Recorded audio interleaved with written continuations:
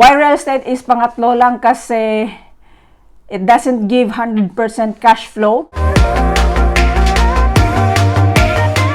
What's up everyone? Welcome to another episode of OFW Investment Talks. So, for today's video guys, ang pag-usapan natin ay diversification. Diversification is very important guys pag income to investment. Kasi hindi mo pwedeng you put all eggs in one basket. Kasi hindi mo alam kung yung isang investment mo ay hindi magbibigay sa iyo ng return on investment o malulugi. I have 4 diversification incomes to investment. Importante sa akin ay yung merong cash flow, of course. Kasi gusto ko talagang merong cash flow. Padali yung ikot ng capital. Number 1 yung Number 2 is yung microfinance. We founded this 5 years ago. Instead na mag-i-invest ako ng stocks sa ibang company, nagbe-venture ako ng business.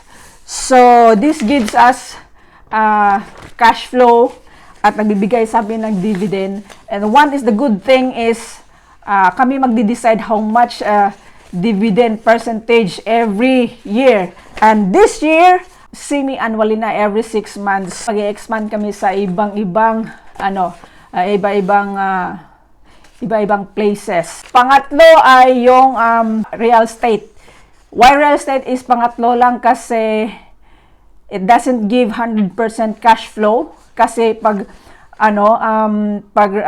residential ang i-invest mo, hindi naman 100% na merong magre-renta, so not so really attractive for me unless kung buy and sell ko, which is madali siyang iikot yung capital mo pag buy and sell. Kasi ganoon naman talang business, no? Madaling iikot yung pera mo pag buy and sell rather than hold. Yung number 4 ko is yung buying gold. Yung buying gold ko is just for